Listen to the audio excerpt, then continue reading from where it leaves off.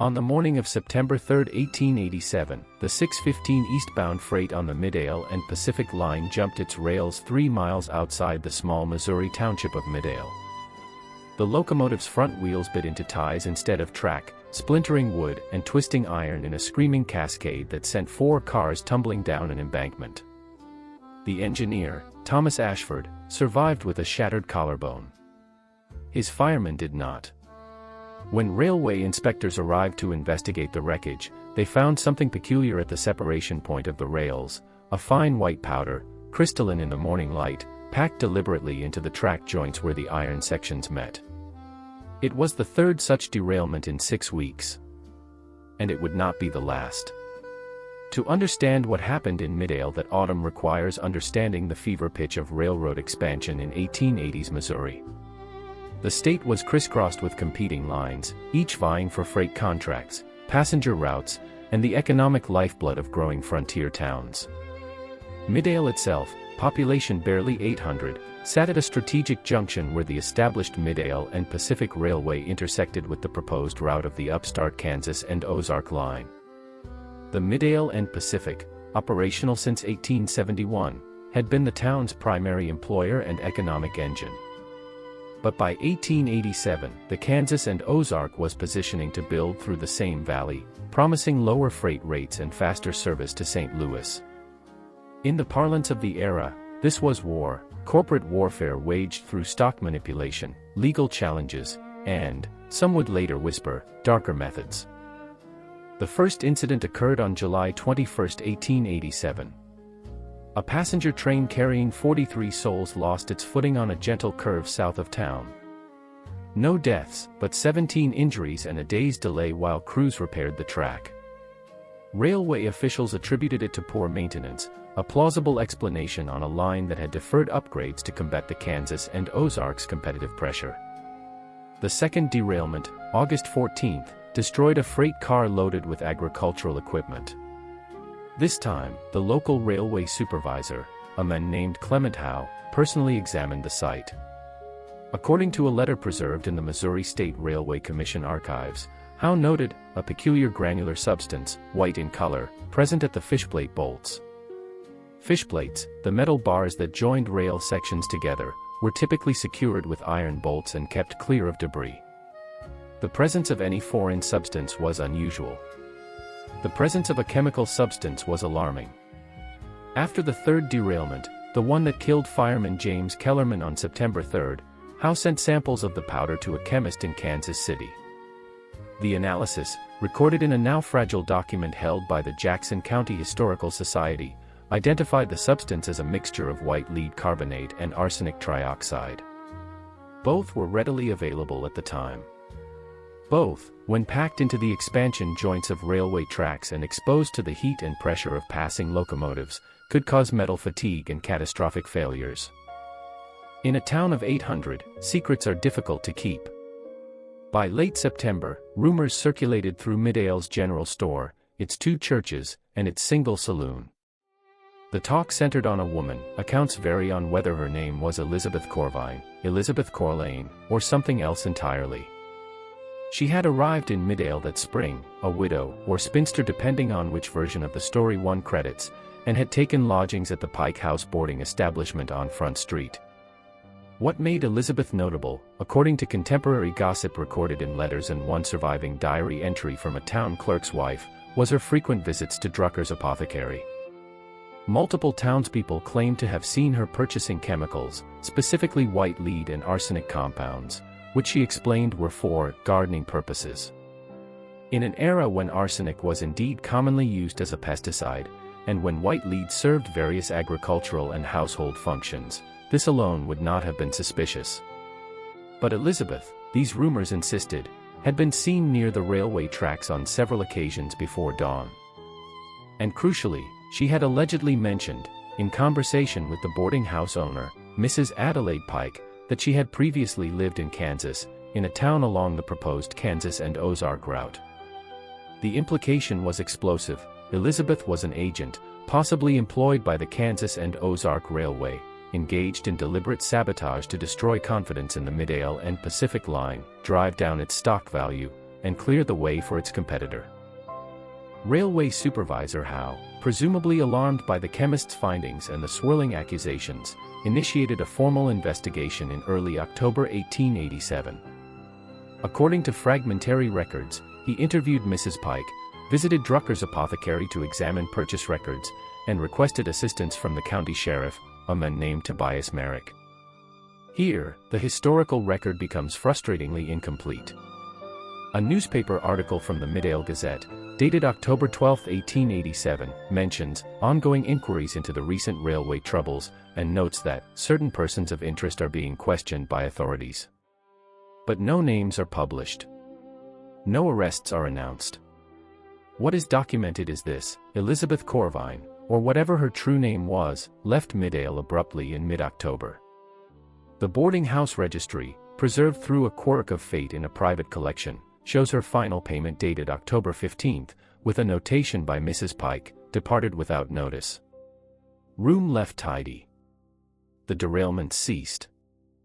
On the night of November 3, 1887, exactly 2 months after the fatal derailment, Middale City Hall burned to the ground. The building, a modest 2-story structure that housed municipal records, the sheriff's office, and the town clerk's documents, was entirely consumed. The fire began, according to the subsequent inquiry, in the record storage room on the ground floor. One man died in the blaze, night watchman Samuel Trent, who apparently attempted to salvage documents and was overcome by smoke.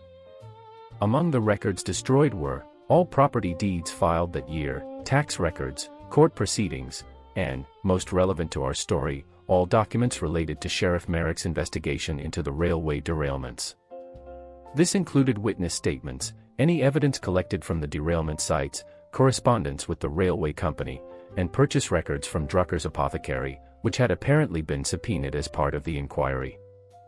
The official cause of the fire was determined to be accidental ignition, likely from a kerosene lamp. No evidence of arson was found, though given that most of the building's records had been destroyed, comprehensive investigation was impossible. In the months that followed, the story of the Middale Railway Poisoner, as it came to be known, fractured into competing narratives. The Missouri State Railway Commission's report, filed in March 1888, concluded that the derailments were likely caused by deliberate sabotage through chemical interference with track infrastructure, but declined to speculate on the perpetrator's identity or motives. The report noted the suspicious timing of the fire but made no formal accusations. The Middale and Pacific Railway, in public statements, blamed lax security and suggested that disgruntled workers might have been responsible, a theory that conveniently avoided implicating their corporate rivals. The Kansas and Ozark Railway vehemently denied any involvement and threatened legal action against anyone suggesting their company had engaged in industrial espionage or sabotage. Notably, the company's planned route through Middale was quietly abandoned in 1889, with the line being constructed 20 miles to the north instead. As for Elizabeth Corvine, she vanished completely from the historical record. No woman by that name appears in census records, court documents, or railway employment rolls from the period. Some historians have suggested she was entirely fictional, a scapegoat invented by a paranoid community. Others argue that her disappearance, coupled with the convenient destruction of all investigative records, suggests something more sinister, a paid operative who was efficiently extracted and whose tracks were professionally covered. What can we verify today, more than a century later? We know the derailments happened. Railway Commission records confirm 3 incidents matching the timeline, with chemical analysis documenting the presence of lead and arsenic compounds at the sites. We know that Middale City Hall burned on November 3, 1887, destroying most municipal records. Newspaper accounts and insurance documents confirm this. We know that the Kansas and Ozark Railway altered its route, bypassing Middale entirely, though whether this was due to the sabotage, economic factors, or political pressure is impossible to determine. What we cannot verify is the existence of Elizabeth Corvine. The boarding house registry survives, but the name could have been an alias. Mrs. Adelaide Pike's testimony, if it ever existed in formal written form, burned with the City Hall records. The Drucker's apothecary closed in 1902, and its records, if they survived, have never surfaced.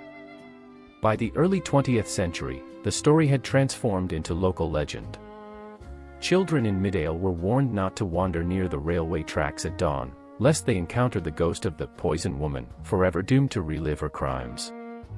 The tale appeared in a 1923 collection of Missouri folklore, significantly embellished with Gothic details that almost certainly originated in retellings rather than historical fact. This folkloric overlay makes separating truth from fiction even more challenging. Was there really a mysterious woman buying chemicals and lurking near railway tracks? Or was she a convenient narrative constructed by a community desperate to explain a series of terrifying incidents? Contemporary historians who have examined the Middale case offer various interpretations. Some argue that industrial sabotage was common during the railroad wars of the 1880s, and the Middale derailments fit a pattern of documented cases where companies did employ agents to damage competitors' infrastructure. From this perspective, Elizabeth Corvine, whatever her real name, was likely a hired operative, and the fire that destroyed evidence was indeed arson, orchestrated either by the Kansas and Ozark Railway to protect itself or by the Middale and Pacific to obscure its own security failures. Others suggest that the derailments might have been the work of a lone actor with no corporate connection, perhaps someone with a personal grievance against the railway, or even an unstable individual acting on delusional motives. The mysterious woman in this scenario might have been a real person whose eccentric behavior was reinterpreted through the lens of paranoia. A third camp maintains that the entire conspiracy theory was a fabrication, that the derailments resulted from legitimate mechanical failures, and that the supposed chemical sabotage was misidentified or even planted by the railway company itself to justify rate increases and security expenditures. The fire, that single catastrophic event on November 3, 1887, ensures that we will never know the complete truth. Was it truly an accident, a watchman's careless lamp in a building full of paper? Or was it arson, carefully timed to eliminate evidence just as an investigation was closing in on answers? Did Elizabeth Corvine exist? And if she did, was she a saboteur, an innocent woman caught up in hysteria, or perhaps someone else entirely, a witness, an investigator, someone whose true role we can no longer reconstruct? And most tantalizingly, who benefited? The Kansas and Ozark Railway abandoned its plans for Middale, suggesting the sabotage, if it was corporate in origin, failed in its objective. The Middale and Pacific survived but never truly thrived, eventually being absorbed by a larger line in 1904. If someone was paid to poison the railway, they didn't achieve lasting victory for their employer. The ruins of Middale's old city hall still stand, a partial brick wall and a foundation now overgrown with Missouri wildflowers. The railway tracks that caused such terror in 1887 were torn up decades ago, replaced by a county road. The Pike House boarding establishment burned in 1912, taking whatever secrets its walls might have held. What remains is a story suspended between history and folklore, between documentary evidence and suggestive absence. 3 men died: Fireman James Kellerman in the derailment, Watchman Samuel Trent in the fire, and the question itself in the ashes of burned records. Perhaps that's the most unsettling aspect of the Middale Railway Poisoner case, not what we know happened, but what we can never know. In the gaps left by destroyed evidence, conspiracy theories flourish. And sometimes, in the right light, those theories feel disturbingly plausible. The white powder found at the track joints was real. The chemical analysis was documented. Someone, for some reason, wanted those trains to fall. Everything else is speculation, whisper, and smoke.